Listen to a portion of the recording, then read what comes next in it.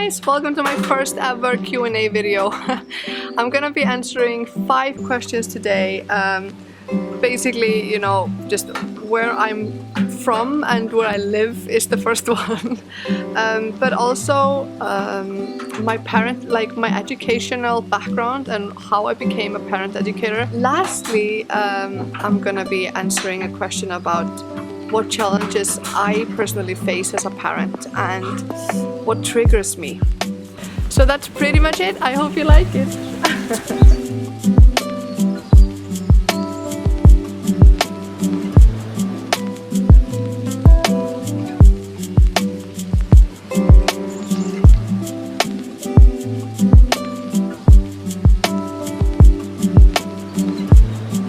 Hey guys, and welcome to my first ever Q&A. This is a video I've been meaning to do for a while, and actually it was like a little reality check where I was just laughing because you know, on Instagram where I a few weeks back I put like a question like ask me anything you want, like little bubble, whatever you call it, and I got like alarmingly large number of questions that were like, so where are you from and where do you actually live? And so I thought like, okay, I guess I should do a Q&A, you know, and to be a little bit more open about who I am and yeah, all that stuff. So that's what I was hoping I could do today. I gathered some of the questions, I made a list here and I'll see if I can answer them. First question, where are you from and where do you live? Well, first of all, my name is Christine and many of you guys might know me as the Respectful Mom, since that's my website and my Instagram and other platforms where I interact with many of you guys already. So you might know that, but I have 2 kids. My older one is Ilva, she's 5.5, and then I have a 2.5-year-old boy, Breki. And we're from Iceland, and my husband is also from Iceland. But my kids have actually never lived in Iceland really, since when Ilva was about 6 months old, me and Ori decided to move to Singapore. And I remember telling my friends and family our plans, and they would be like, Singapore, where? Where are you moving? It's like on the other side of the globe. It's kind of a big leap, but we're so glad that we made the decision. It was basically because my husband found this really interesting 1-year master studies at the Swedish school that is also in Singapore. It's called Hyper Island, and it was a study like, yeah, it's like a digital management program. And it was a good time to go study for him, since, you know, Ilva was so young still, and I wanted to stay home for a while, so it made sense for us to make the move. And then a few months into his studies, he got offered a job at the school. So we had the chance to actually stay on in Singapore, which we were really into doing because we already loved Singapore, and Singapore is a really cool city and it's really great for families, and we loved our time there. So we lived there for 5.5 years basically, or just over 5 years. And then we moved to Bali, which is where we live now. About 6 months ago we moved to Bali, but we've been planning it for a while. So even though we love Singapore, after 5 years we were ready for a change, and we've been coming to Bali for, you know, so many times, since it's a short flight between Singapore and Bali, like 2 hours. And we were always going to Bali for our vacations and holidays. And oh, hello!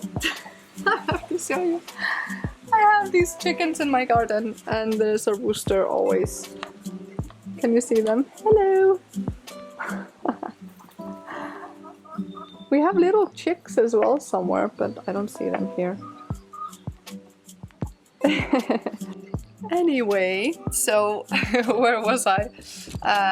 Yeah, we had been coming to Bali many times during the year, and from the first time we ever came to Bali, we just fell in love. There is something magical about this island.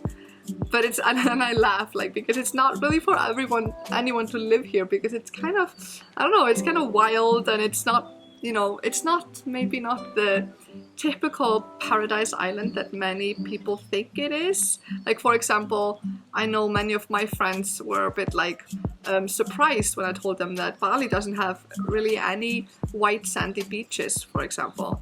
They're all like surf beaches and with like black sand and gray sand, and it's a little bit maybe different than people think, but it's nonetheless, it's like magical, at least we think so. And we felt really connected to this place from the very first time we came and visited. So I think since we were here for the first time, we started dreaming of actually living here.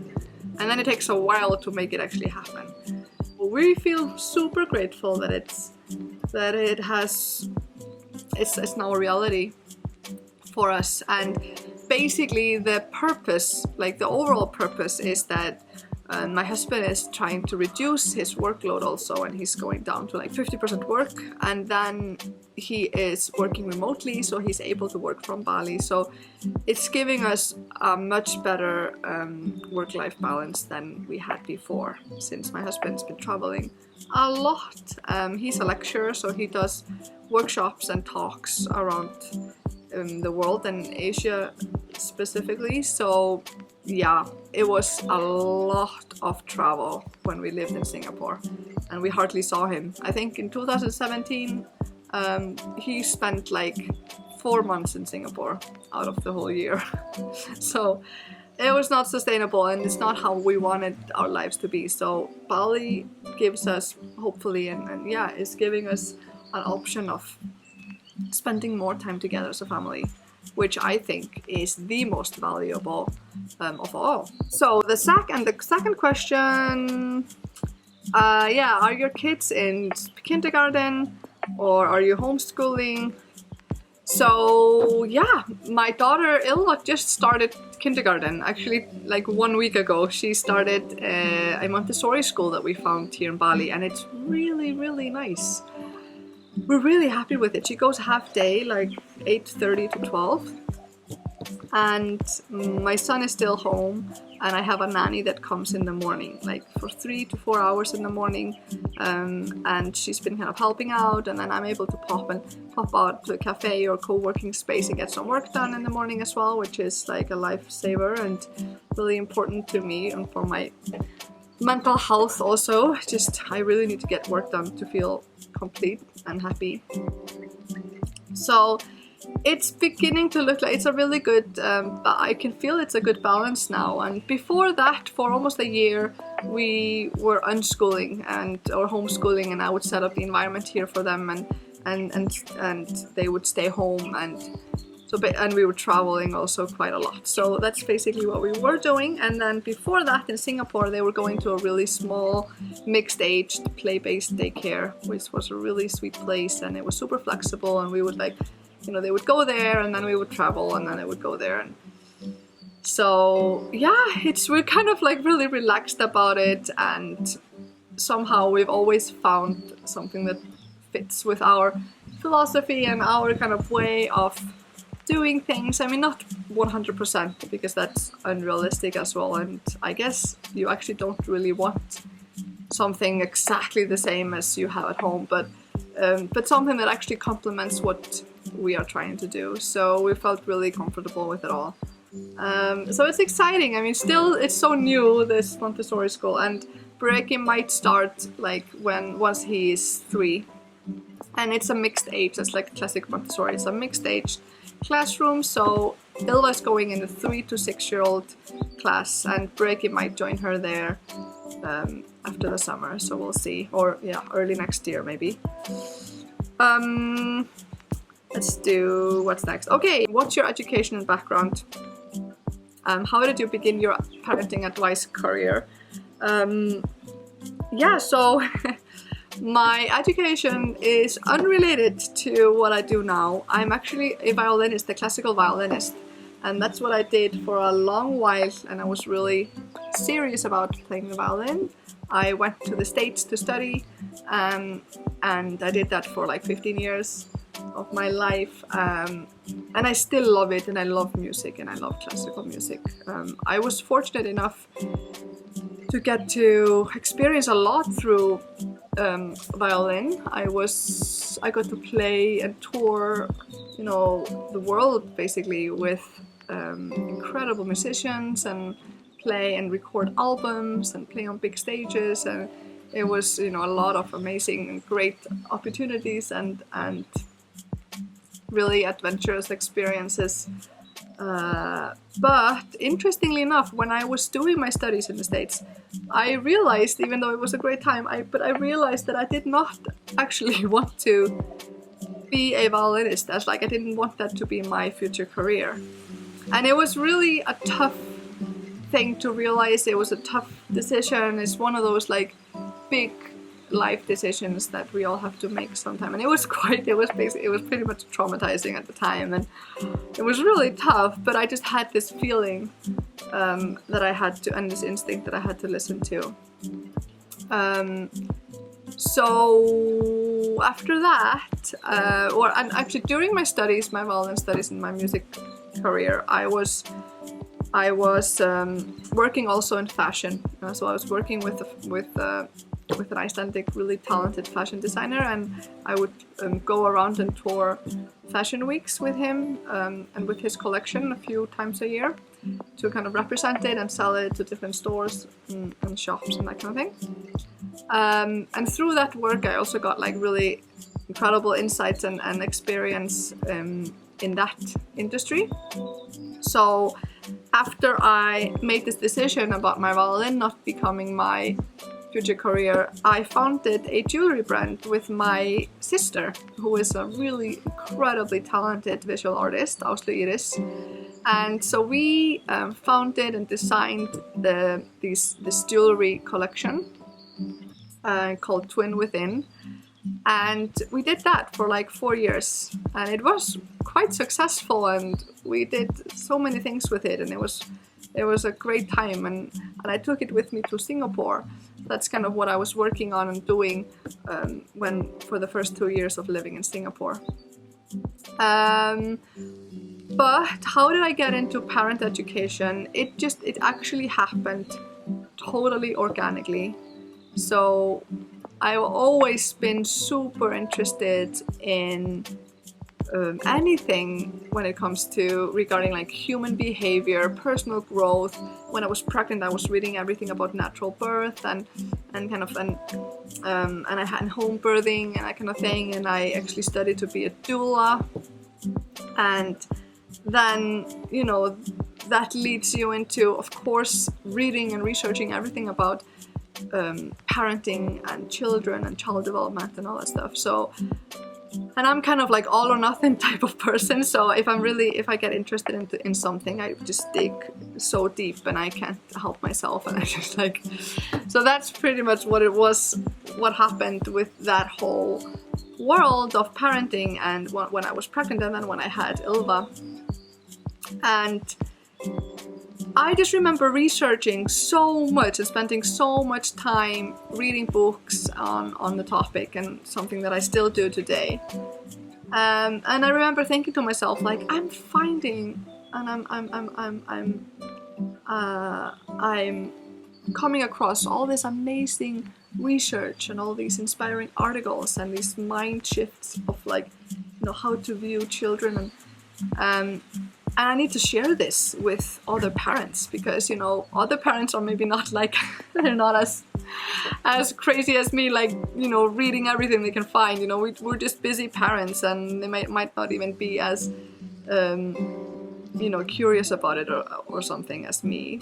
So I thought, like, I should just share my findings and make it easier for other parents to access and grasp and understand. So that's just what I did. I just started on my own Facebook page, and I was just sharing articles, and I was just, you know, writing my thoughts. And then I actually founded an Icelandic Facebook group for parents, or for moms, actually, like a general mom support group called Tips, Mother's Tips. And yeah, I was just sharing a lot on there, and it just, you know, the moms in that group, they were really, really interested in what I was coming up with and what I was finding. So my inbox, my messenger was just like full of of personal messages like, so what is this parenting philosophy that you're talking about, and how do I know more? How do I get to know more about it? And it's so interesting, and I really relate to what you're, writing about and sharing about. So that's just basically how it started. And that Facebook group now has like 20,000 moms in it. And then I founded another Facebook group in Iceland that was pretty much just focused on the RAI and respectful, mindful parenting. And now I think we're like 10 or 12,000 in that group. And it just grew organically, and I've never said to anyone that I'm an expert in this, or that I've always presented myself as a mom who is just really curious and passionate about this topic, and I'm just sharing my own personal experience and what I've found and what I've read. So I'm just kind of like in the middle person, just sharing it forward and sharing the message. So yeah, and soon enough, parents in Iceland started asking for a workshop, and they wanted to learn more and get it a little bit more focused information and education on respectful parenting. And I remember being like, oh my god, who am I to do a workshop? That makes no sense, I can't do that.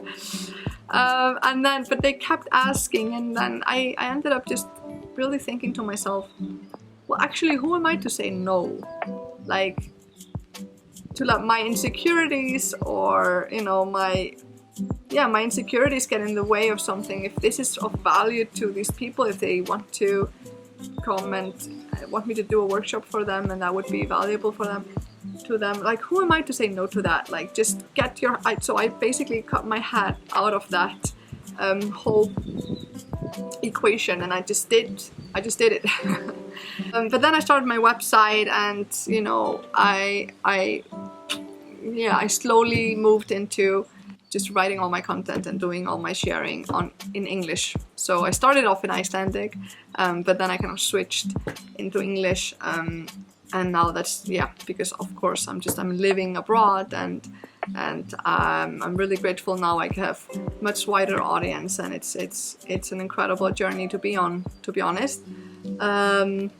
And I can't imagine doing anything else, because this is all I think about and all I read about and all so it's really what I live and breathe. And it's pretty incredible how life can sometimes be. You just kind of start doing what you're meant to be doing, I guess, if you're paying attention to your passion, and you just keep doing it. I wasn't doing it for anyone but myself, pretty much, and I still kind of am. I'm just researching for my own personal well-being, and to be a better person and be a better parent. And through that work, that personal work, I just kind of share. So it's for my own well-being first and foremost, because we're all in the same boat. That's pretty much what it is. Okay, so let's see, what else? Yeah, so biggest challenge. I think this is the one I'm gonna end with for now. What is the biggest challenge for you when it comes to parenting? What triggers you? I think about this a lot.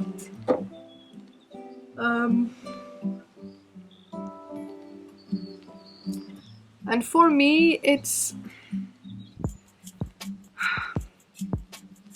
I don't really have a set of triggers.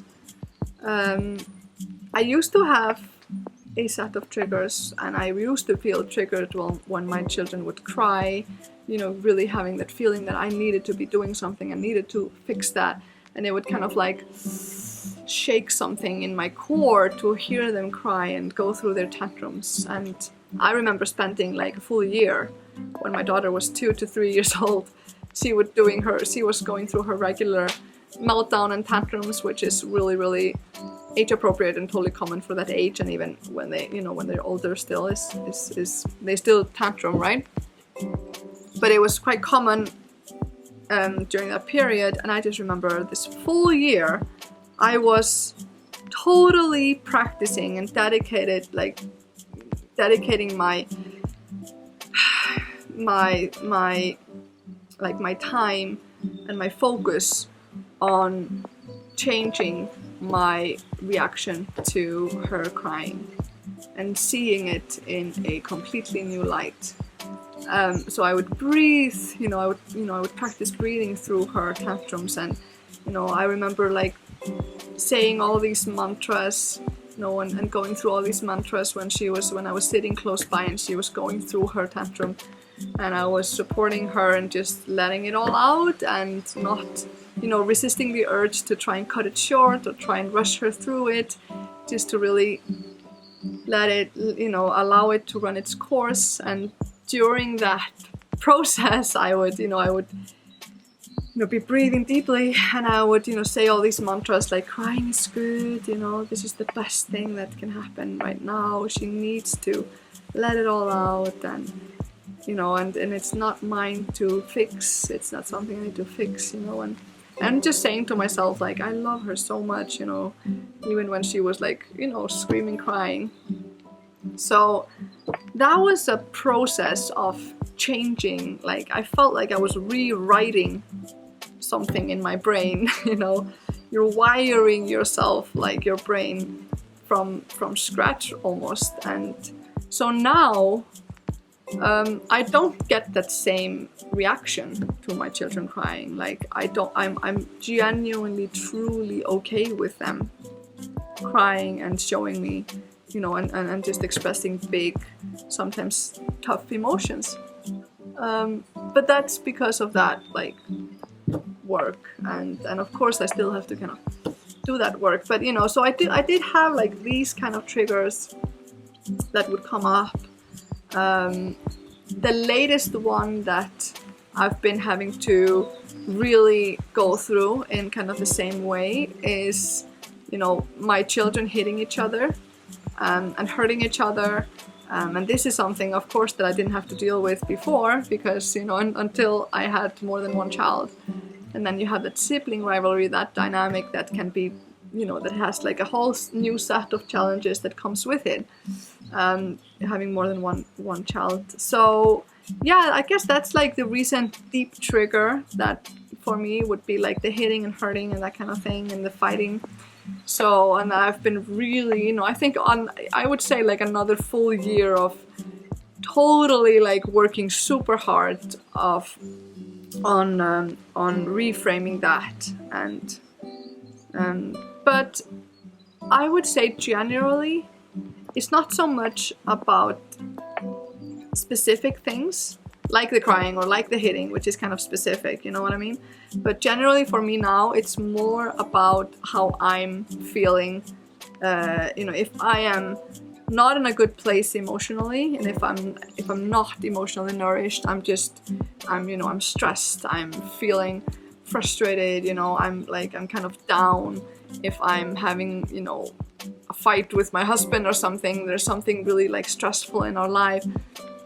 Whatever it is, if I have this feeling of like I have a knot in my stomach, and I'm not feeling good, anything can be a trigger for me.